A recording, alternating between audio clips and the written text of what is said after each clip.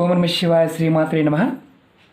మిత్రులకి, శ్రేభిలాషులకి, అలాగే నన్ను ఎంతగా ఆదరిస్తున్న యూట్యూబ్ ప్రేక్షకులందరికీ కూడా పేరు పేరు ధన్యవాదాలు.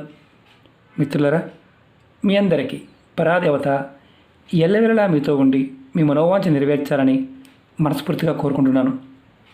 చాలామంది మిత్రులు, అక్క చెల్లెళ్ళు మెయిల్స్లోనూ కామెంట్స్లోనూ, గురువుగారు మాకు అన్నీ ఉన్నాయండి, కానీ మనశ్శాంతి లేదు. అంటే అన్నీ ఉన్నాయంటే ధన సంపాదన ఉంది, ఐశ్వర్యం ఉంది, కానీ మనశ్శాంతి లేదు. అలాగే మా కుటుంబ సభ్యుల మధ్య ఎప్పుడు గొడవలు వస్తున్నాయి, తగ్గడం లేదు. చాలా ప్రయత్నం చేస్తూ ఉన్నాం, కానీ మాకు నిత్యం ఏదో ఒక సమస్యతో గొడవ పడుతూనే ఉంటున్నాం. ఏదైనా నిత్య జీవితంలో డబ్బులు ఖర్చు కాకుండా తేలికగా మన ఇంట్లో ఉండే పదార్థంతో ఏదైనా ఉపాయం ఉందా అని చాలామంది అడిగారు. నిత్య పూజా విధానంలో ఒక చిన్న విధానం ఉంది. ఆ విధానం మీకు తెలియచేస్తాను. ఈ విధానం వల్ల మీ కుటుంబ సభ్యులు గొడవలు జరుగుతూ ఉన్నా, అలాగే మీకు మనశ్శాంతి లేకపోయినా మీరు ఈ చిన్న ప్రయత్నం చేసి చూడండి. ఇది శుక్రవారం నాడు చేయాలి. మీకు అంటే ఇంకా ఎటువంటి ఫలితాలు ఉంటాయి అని అనుమానం ఉంటుంది. మీకు మీ మాటకు విలువ లేదు, మీకు గౌరవం లేదు అని బాధపడుతూ ఉన్నవారు ఎవరైనా సరే ఈ చిన్న ప్రయత్నం చేసి చూడండి. ఈ ప్రయత్నానికి అంటే ఇందులో మళ్ళీ ఇంకొక సమస్య ఉంది. ఏంటంటే మా పిల్లలు కూడా చేయవచ్చా, మా పిల్లలు మాట వినటం లేదు, చేయవచ్చా అని అడుగుతుంటారు. వారు కూడా చేయవచ్చు. అంటే మీ పిల్లలు మీ మాట వినకపోయినా, లేదంటే మీ మాట వినడానికి, మిమ్మల్ని గౌరవించడానికి, మీకు విలువ ఇవ్వడానికి కూడా చేయవచ్చు. అలాగే భార్యాభర్తల మధ్య గొడవలు అధికంగా జరుగుతున్నట్లయితే, ఇంట్లో ఏదో గొడవ అవుతుంది, గొడవ అవడం వల్ల భార్యాభర్తలు దూరంగా ఉంటున్నారు, వారిద్దరి మధ్య అన్యోన్యత లేదు. అలాంటప్పుడు కూడా మీరు ఈ ఉపాయం చేయవచ్చు. ఈ ఉపాయం చేయడం వల్ల ఇంకొక లాభం ఏంటంటే, నెగటివ్ ఎనర్జీ ఏదైతే ఉంటుందో, అంటే కనుదృష్టి వల్ల, ఇతరుల ఏడుపు వల్ల భార్యాభర్తల మధ్య గొడవలు అవుతూ ఉన్నా అది తగ్గుతుంది. మీకు పాజిటివ్ ఎనర్జీ పెరుగుతుంది. ఈ ఉపాయాన్ని ఆడవారైన మగవారైనా చేయవచ్చు. ఆడవారు నెలసరి సమయంలో మాత్రం చేయకూడదు, అది గుర్తుంచుకోండి. ఈ ఉపాయాన్ని శుక్రవారం ఉదయం 5 గంటల నుండి మధ్యాహ్నం 12 గంటల మధ్యలోనే చేయాలి. 12 తర్వాత చేయకూడదు. ఈ ఉపాయాన్ని అంటే ఉదయం 5 దగ్గర నుంచి మీరు 12 గంటల మధ్య ప్రాంతంలో చేయండి. ఈ ఉపాయానికి కావాల్సిన పదార్థాలు చెప్తాను. కొంచెం తేనె కావాలి, ఒక అరటిపండు, ఒక యాలిక, పచ్చకర్పూరం. మీరు శుక్రవారం నాడు ఇది స్నానం చేసిన తర్వాత మాత్రమే చేయండి. స్నానం చేయకుండా చేయవద్దు. ముందుగా మీ పూజా గదిలో మీరు అమ్మవారి పట్టం ముందు, అంటే లక్ష్మీదేవి కానీ, సరస్వతి కానీ, దుర్గాదేవి కానీ, ఎవరైనా సరే అమ్మవారి స్వరూపంగా ఉన్న పటం ముందు ఆవు నెయ్యితో దీపం వెలిగించండి. లేదా మీకు ఆవు నెయ్యి లేదనుకోండి, కొబ్బరి నూనెతో వెలిగించండి. ఆవు నెయ్యి కానీ లేదా కొబ్బరి నూనె కానీ. దీపం వెలిగించిన తర్వాత ఒక ప్లేట్ తీసుకోండి, లేదా ఒక తమలపాకు తీసుకోండి. మీకు తమలపాకు అందుబాటులో ఉంటే తమలపాకు తీసుకోండి, లేదంటే ఇలాంటి ప్లేట్ తీసుకోండి. దానిలో ముందుగా మీరు ఏం చేస్తారంటే అరటిపండుని ముక్కలుగా కట్ చేయండి. నేను చూపిస్తాను. అరటిపండుని మీరు ముక్కలుగా కట్ చేయండి, చిన్న చిన్న ముక్కలుగా కట్ చేయండి. మనకి దేవాలయాల్లో అరటిపండుని కట్ చేసి గుజ్జుగా చేసి అమ్మవారి దేవాలయాల్లో శుక్రవారం నాడు నైవేద్యంగా పెడుతూ ఉంటారు.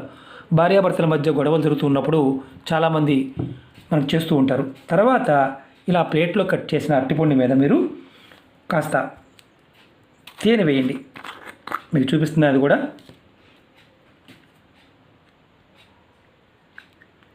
ఇది చూపించడం కోసం చేస్తున్న మిత్రులారా, గుర్తుంచుకోండి. ఇలా తేనె వేయండి.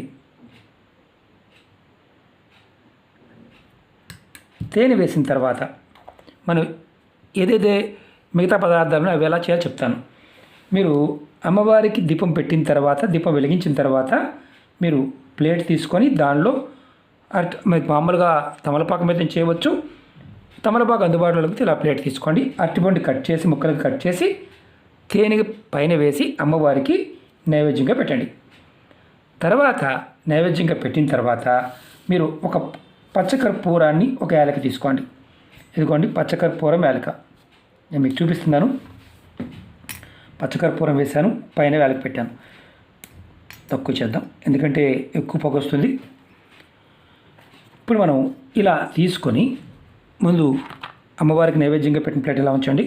చూడండి, మనం ఏం చేయాలంటే ఇప్పుడు ఈ పచ్చకర్పూరాన్ని అలాగే యాలకని వెలిగించాలి. చూపిస్తాను కూడా మీకు.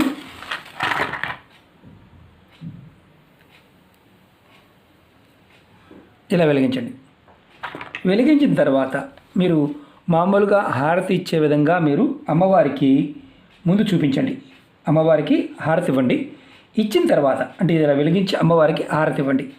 నేను మీకు మామూలుగా చూపిస్తున్నాను. హారతి ఇచ్చే దాంట్లోనే ప్లేట్లోనే చేయవచ్చు, మీకు అందుబాటులో లేకపోతే ప్లేట్లోనే చేయవచ్చు. తర్వాత మీరు ఈ ధూపాన్ని అన్ని గదులు, మీ ఇంట్లో ఉన్న అన్ని గదులు చూపించండి. తర్వాత చూపించిన తర్వాత ఇది తీసుకొచ్చి మళ్ళీ అమ్మవారి దగ్గర పెట్టండి.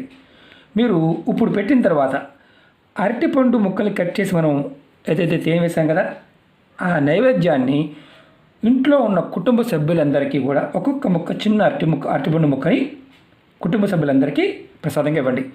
మీరు కూడా తీసుకోండి. ఈ ఉపాయాన్ని మీరు ప్రతి శుక్రవారం చేయండి.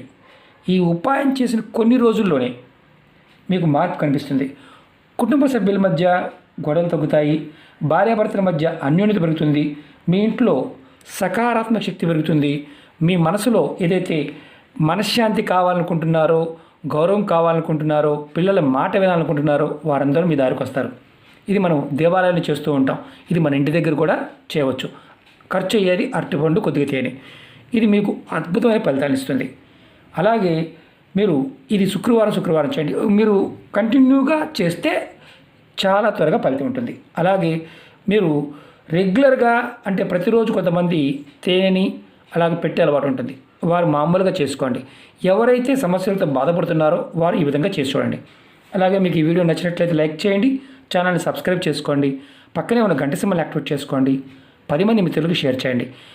ఎన్నో రకాల సమస్యల మీద వీడియోలు చేయడం జరిగింది. మీరు నా వీడియోస్లోకి వెళ్ళండి, అలాగే ప్లేలిస్ట్లోకి వెళ్ళండి. మీరు ఆచరించగలిగేదాన్ని ప్రయత్నించండి.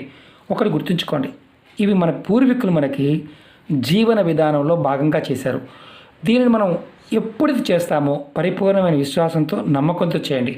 ఫలితం 100% వచ్చి తీరుతుంది. పదార్థమే కదా, మనం రోజు చేస్తున్నాం కదా అనుకోవద్దు. మీరు పరిపూర్ణమైన విశ్వాసం, నమ్మకంతో ప్రయత్నం చేస్తే ఫలితం వచ్చి తీరుతుంది.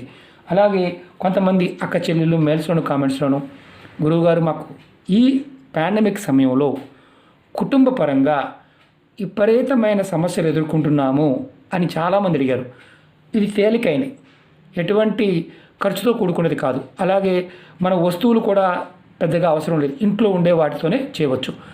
ఇది అంటే మీకు గురువుగారు మాకు పచ్చకర్పూరం లేదు, మళ్ళీ మామూలుగా ఆహార కర్పూరంతో చేయవచ్చు అని అడుగుతుంటారు. పచ్చకర్పూరము యాలకుతోనే చేయండి, అంతేగాని మామూలు కర్పూరంతో చేయవద్దు. పచ్చకర్పూరంలో అద్భుతమైన శక్తి ఉంటుంది, ఆకర్షణ శక్తి ఉంటుంది, లక్ష్మీదేవి మనకి ఆకర్షింపబడుతుంది. ఇది మీరు ప్రయత్నపూర్వకంగా చేసి ఫలితాన్ని మళ్ళీ మీరు కామెంట్ రూపంలో చెప్పవచ్చు. ఎందుకంటే ఇది చాలా అద్భుతమైన, తేలికైన, శక్తివంతమైన ఉపాయం. ఓకే మిత్రులారా, మీరందరూ కూడా ప్రయత్నం చేసి ఫలితాన్ని పొందండి. ఓం నమః శివాయ. శ్రీమాత్రే నమః.